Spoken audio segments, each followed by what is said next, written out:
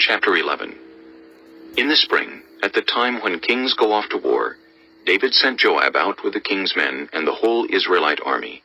They destroyed the Ammonites and besieged Rabbah, but David remained in Jerusalem. One evening, David got up from his bed and walked around on the roof of the palace. From the roof, he saw a woman bathing. The woman was very beautiful, and David sent someone to find out about her. The man said, "She is Bathsheba, the daughter of Eliam, and the wife of Uriah the Hittite." Then David sent messengers to get her. She came to him, and he slept with her. Now she was purifying herself from her monthly uncleanness. Then she went back home. The woman conceived and sent word to David, saying, "I am pregnant." So David sent this word to Joab, "Send me Uriah the Hittite." and Joab sent him to David. When Uriah came to him, David asked him how Joab was, how the soldiers were, and how the war was going. Then David said to Uriah, "Go down to your house and wash your feet." So Uriah left the palace, and a gift from the king was sent after him. But Uriah slept at the entrance to the palace with all his master's servants, and did not go down to his house. David was told, Uriah did not go home. so he asked Uriah. "Haven't you just come from a military campaign? Why didn't you go home?" Uriah said to David, The ark and Israel and Judah are staying in tents, and my commander Joab and my lord's men are camped in the open country. How could I go to my house to eat and drink and make love to my wife? As surely as you live, I will not do such a thing." Then David said to him. "Stay here one more day, and tomorrow I will send you back." So Uriah remained in Jerusalem that day and the next. At David's invitation, he ate and drank with him, and David made him drunk. But in the evening, Uriah went out to sleep on his mat among his master's servants. He did not go home. In the morning, David wrote a letter to Joab and sent it with Uriah. In it he wrote, "Put Uriah out in front where the fighting is fiercest. Then withdraw from him, so he will be struck down and die." So while Joab had the city under siege, he put Uriah at a place where he knew the strongest defenders were. When the men of the city came out and fought against Joab, some of the men in David's army fell. Moreover, Uriah the Hittite died. Joab sent David a full account of the battle. He instructed the messenger, "When you have finished giving the king this account of the battle, the king's anger may flare up, and he may ask you, 'Why did you get so close to the city to fight? Didn't you know they would shoot arrows from the wall? Who killed Abimelech, son of Jerubbesheth? Didn't a woman drop an upper millstone on him from the wall, so that he died in Thebes? Why did you get so close to the wall?' If he asks you this, then say to him, 'Moreover, your servant Uriah the Hittite is dead.'" The messenger set out, and when he arrived, he told David everything Joab had sent him to say. The messenger said to David, "The men overpowered us and came out against us in the open, but we drove them back to the entrance of the city gate. Then the archers shot arrows at your servants from the wall, and some of the king's men died. Moreover, your servant Uriah the Hittite is dead." David told the messenger, "Say this to Joab. Don't let this upset you. The sword devours one as well as another. Press the attack against the city and destroy it. Say this to encourage Joab." When Uriah's wife heard that her husband was dead, she mourned for him. After the time of mourning was over, David had her brought to his house, and she became his wife and bore him a son. But the thing David had done displeased the Lord. Chapter 12. The Lord sent Nathan to David. When he came to him, he said, There were two men in a certain town, one rich and the other poor. The rich man had a very large number of sheep and cattle, but the poor man had nothing except one little ewe lamb he had bought. He raised it, and it grew up with him and his children. It shared his food, drank from his cup, and even slept in his arms. It was like a daughter to him. Now a traveler came to the rich man, but the rich man refrained from taking one of his own sheep or cattle to prepare a meal for the traveler who had come to him. Instead, he took the ewe lamb that belonged to the poor man and prepared it for the one who had come to him. David burned with anger against the man and said to Nathan, As surely as the Lord lives, the man who did this must die. You must pay for that lamb 4 times over, because he did such a thing and had no pity. Then Nathan said to David, You are the man. This is what the Lord, the God of Israel, says. I anointed you king over Israel, and I delivered you from the hand of Saul. I gave your master's house to you, and your master's wives into your arms. I gave you all Israel and Judah. And if all this had been too little, I would have given you even more. Why did you despise the word of the Lord by doing what is evil in his eyes? You struck down Uriah the Hittite with the sword and took his wife to be your own. You killed him with the sword of the Ammonites. Now, therefore, the sword will never depart from your house, because you despised me and took the wife of Uriah the Hittite to be your own. This is what the Lord says. Out of your own household, I am going to bring calamity on you. Before your very eyes, I will take your wives and give them to one who is close to you, and he will sleep with your wives in broad daylight. You did it in secret, but I will do this thing in broad daylight before all Israel. Then David said to Nathan, I have sinned against the Lord. Nathan replied, The Lord has taken away your sin. You are not going to die. But because by doing this, you have shown utter contempt for the Lord, the son born to you will die. After Nathan had gone home, the Lord struck the child that Uriah's wife had borne to David, and he became ill. David pleaded with God for the child. He fasted and spent the nights lying in sackcloth on the ground. The elders of his household stood beside him to get him up from the ground, but he refused, and he would not eat any food with them. On the seventh day, the child died. David's attendants were afraid to tell him that the child was dead, for they thought, While the child was still living, he wouldn't listen to us when we spoke to him. How can we now tell him the child is dead? He may do something desperate. David noticed that his attendants were whispering among themselves, and he realized the child was dead. Is the child dead? He asked. Yes, They replied. he is dead. Then David got up from the ground. After he had washed, put on lotions, and changed his clothes, he went into the house of the Lord and worshipped. Then he went to his own house, and at his request they served him food, and he ate. His attendants asked him, Why are you acting this way? While the child was alive, you fasted and wept. But now that the child is dead, you get up and eat. He answered. While the child was still alive, I fasted and wept. I thought, who knows?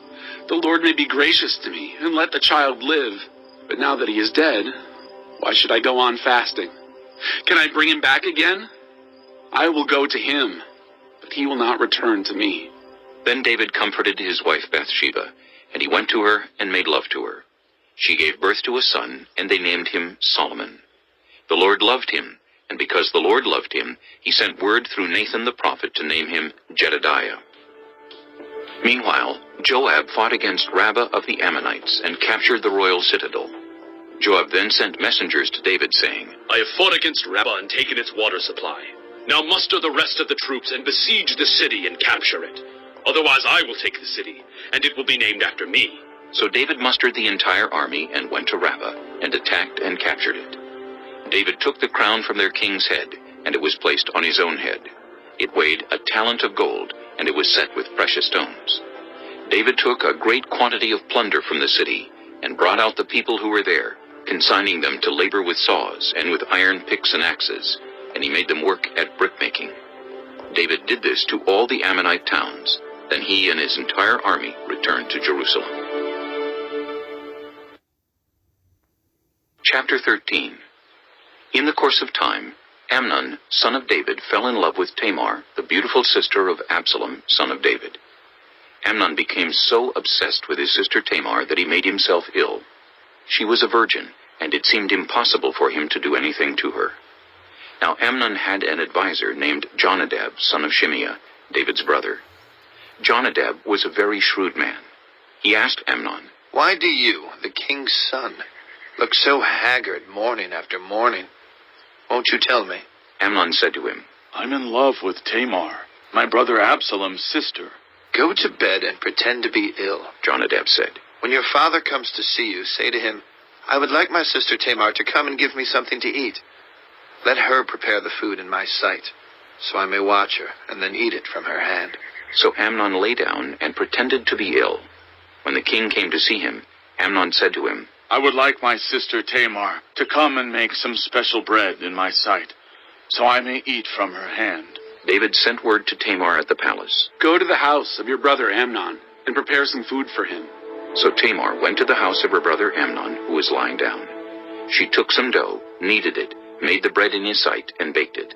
Then she took the pan and served him the bread, but he refused to eat. Send everyone out of here, Amnon said. So everyone left him. Then Amnon said to Tamar, Bring the food here into my bedroom, so I may eat from your hand. And Tamar took the bread she had prepared and brought it to her brother Amnon in his bedroom. But when she took it to him to eat, he grabbed her and said, Come to bed with me, my sister. No, my brother, she said to him. Don't force me. Such a thing should not be done in Israel. Don't do this wicked thing. What about me? Where can I get rid of my disgrace? And what about you? You would be like one of the wicked fools in Israel. Please, speak to the king. He will not keep me from being married to you. But he refused to listen to her, and since he was stronger than she, he raped her. Then Amnon hated her with intense hatred. In fact, he hated her more than he had loved her. Amnon said to her, Get up and get out. No, she said to him. Sending me away would be a greater wrong than what you have already done to me. But he refused to listen to her. He called his personal servant and said, Get this woman out of my sight and bolt the door after her. So his servant put her out and bolted the door after her. She was wearing an ornate robe, for this was the kind of garment the virgin daughters of the king wore. Tamar put ashes on her head and tore the ornate robe she was wearing. She put her hands on her head and went away, weeping aloud as she went. Her brother Absalom said to her, Has that Amnon, your brother, been with you? Be quiet for now, my sister. He is your brother. Don't take this thing to heart. And Tamar lived in her brother Absalom's house, a desolate woman. When King David heard all this, he was furious. And Absalom never said a word to Amnon, either good or bad. He hated Amnon because he had disgraced his sister Tamar. 2 years later, when Absalom's sheep shearers were at Baal Hazor near the border of Ephraim, he invited all the king's sons to come there.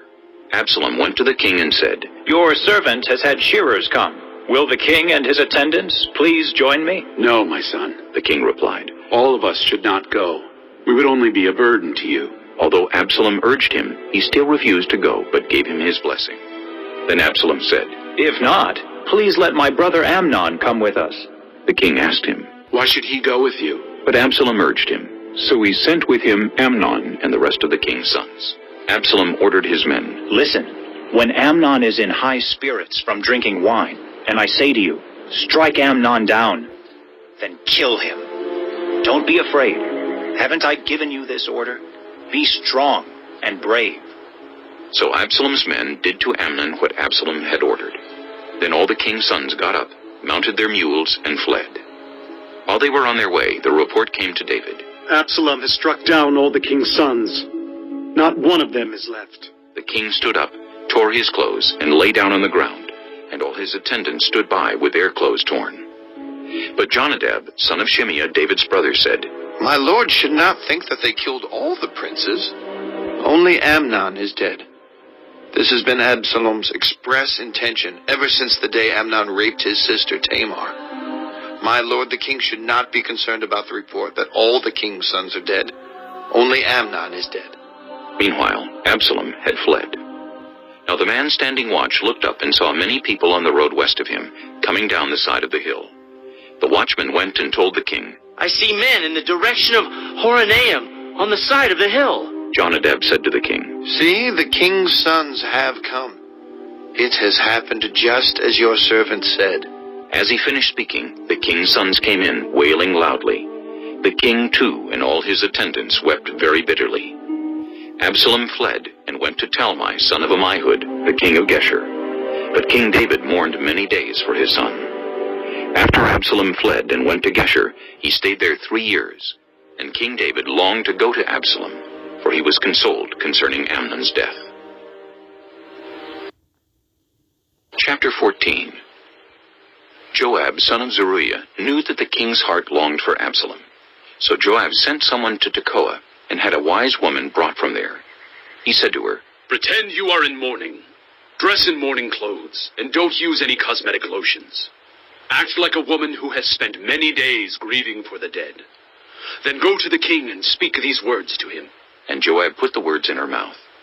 When the woman from Tekoa went to the king, she fell with her face to the ground to pay him honor. And she said, Help me, your majesty. The king asked her, What is troubling you? She said, I am a widow. My husband is dead. I, your servant, had 2 sons. They got into a fight with each other in the field, and no one was there to separate them. One struck the other and killed him. Now the whole clan has risen up against your servant.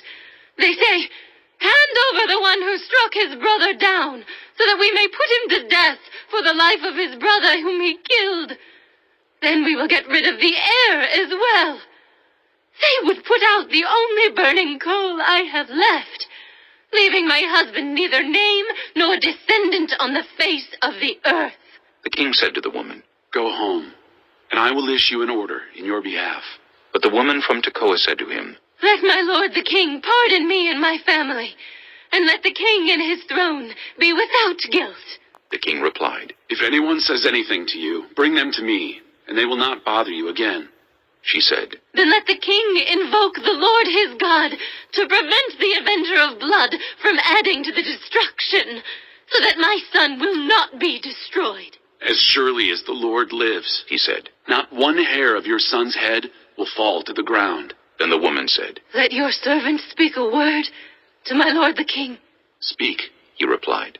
The woman said, Why then have you devised a thing like this against the people of God? When the king says this, does he not convict himself? For the king has not brought back his banished son. Like water spilled on the ground, which cannot be recovered, so we must die. But that is not what God desires. Rather, he devises ways so that a banished person does not remain banished from him. And now I have come to say this to my lord the king, because the people have made me afraid. Your servant thought, I will speak to the king. Perhaps he will grant his servant's request. Perhaps the king will agree to deliver his servant from the hand of the man who is trying to cut off both me and my son from God's inheritance. And now your servant says, May the word of my lord the king secure my inheritance, for my lord the king is like an angel of God in discerning good and evil. May the Lord your God be with you. Then the king said to the woman, Don't keep from me the answer to what I am going to ask you. Let my lord the king speak. The woman said. The king asked, Isn't the hand of Joab with you in all this? The woman answered, As surely as you live, my lord the king. No one can turn to the right or to the left from anything my lord the king says. Yes, it was your servant Joab who instructed me to do this, and who put all these words into the mouth of your servant. Your servant Joab did this to change the present situation. My lord has wisdom like that of an angel of God. He knows everything that happens in the land.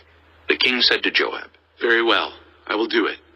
Go, bring back the young man Absalom. Joab fell with his face to the ground to pay him honor, and he blessed the king.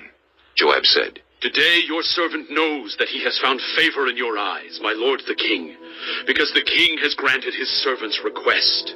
Then Joab went to Geshur and brought Absalom back to Jerusalem. But the king said, He must go to his own house. He must not see my face. So Absalom went to his own house and did not see the face of the king. In all Israel, there was not a man so highly praised for his handsome appearance as Absalom. From the top of his head to the sole of his foot, there was no blemish in him.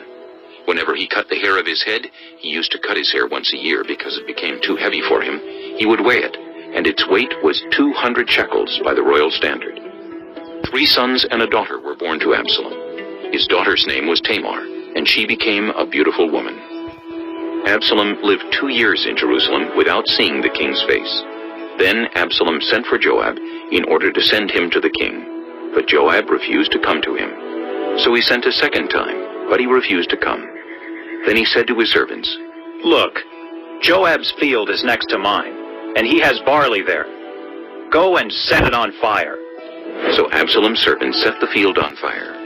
Then Joab did go to Absalom's house, and he said to him, Why have your servants set my field on fire? Absalom said to Joab, Look, I sent word to you and said, Come here, so I can send you to the king to ask, Why have I come from Geshur? It would be better for me if I were still there. Now then, I want to see the king's face. And if I am guilty of anything, let him put me to death. So Joab went to the king and told him this. Then the king summoned Absalom, and he came in and bowed down with his face to the ground before the king. And the king kissed Absalom. Chapter 15. In the course of time, Absalom provided himself with a chariot and horses, and with 50 men to run ahead of him.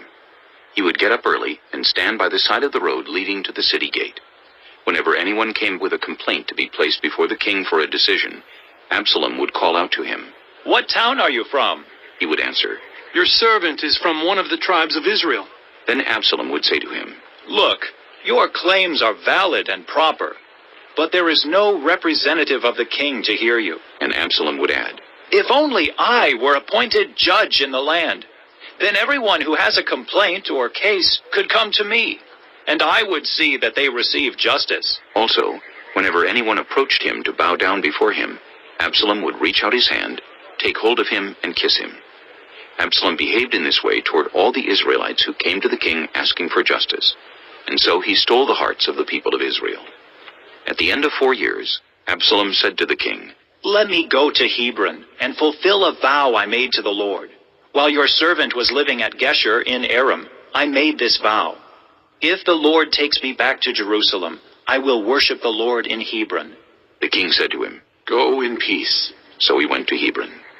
Then Absalom sent secret messengers throughout the tribes of Israel to say, As soon as you hear the sound of the trumpets, then say, Absalom is king in Hebron. 200 men from Jerusalem had accompanied Absalom. They had been invited as guests and went quite innocently, knowing nothing about the matter. While Absalom was offering sacrifices, he also sent for Ahithophel the Gilonite, David's counselor, to come from Gilo, his hometown. And so the conspiracy gained strength, and Absalom's following kept on increasing. A messenger came and told David, The hearts of the people of Israel are with Absalom. Then David said to all his officials who were with him in Jerusalem, Come, we must flee, or none of us will escape from Absalom. We must leave immediately, or he will move quickly to overtake us and bring ruin on us, and put the city to the sword. The king's officials answered him, Your servants are ready to do whatever our lord the king chooses. The king set out, with his entire household following him, but he left 10 concubines to take care of the palace. So the king set out, with all the people following him, and they halted at the edge of the city. All his men marched past him, along with all the Kirithites and Pelethites, and all the 600 Gittites who had accompanied him from Gath marched before the king. The king said to Ittai the Gittite, Why should you come along with us? Go back and stay with King Absalom. You are a foreigner, an exile from your homeland. You came only yesterday, and today shall I make you wander about with us, when I do not know where I am going? Go back and take your people with you. May the Lord show you kindness and faithfulness. But Ittai replied to the king, As surely as the Lord lives, and as my lord the king lives, wherever my lord the king may be, whether it means life or death, there will your servant be. David said to Ittai, Go ahead, march on. So Ittai the Gittite marched on with all his men and the families that were with him. The whole countryside wept aloud as all the people passed by. The king also crossed the Kidron Valley, and all the people moved on toward the wilderness. Zadok was there too, and all the Levites who were with him were carrying the Ark of the Covenant of God. They set down the Ark of God, and Abiathar offered sacrifices until all the people had finished leaving the city. Then the king said to Zadok, Take the Ark of God back into the city. If I find favor in the Lord's eyes, he will bring me back and let me see it and his dwelling place again. But if he says, I am not pleased with you, then I am ready. Let him do to me whatever seems good to him." The king also said to Zadok the priest, "Do you understand? Go back to the city with my blessing. Take your son Ahimaaz with you, and also Abiathar's son Jonathan. You and Abiathar return with your 2 sons. I will wait at the fords in the wilderness until word comes from you to inform me." So Zadok and Abiathar took the ark of God back to Jerusalem and stayed there. But David continued up the Mount of Olives, weeping as he went. His head was covered and he was barefoot. All the people with him covered their heads too, and were weeping as they went up. Now David had been told, "Ahithophel is among the conspirators with Absalom." So David prayed, "Lord, turn Ahithophel's counsel into foolishness." When David arrived at the summit where people used to worship God, Hushai the Archite was there to meet him, his robe torn and dust on his head. David said to him, "If you go with me, you will be a burden to me. But if you return to the city and say to Absalom, 'Your Majesty, I will be your servant. I was your father's servant in the past, but now I will be your servant,' then you can help me by frustrating Ahithophel's advice. Won't the priests Zadok and Abiathar be there with you? Tell them anything you hear in the king's palace. Their 2 sons, Ahimaaz, son of Zadok, and Jonathan, son of Abiathar, are there with them. Send them to me with anything you hear." So Hushai, David's confidant, arrived at Jerusalem as Absalom was entering the city.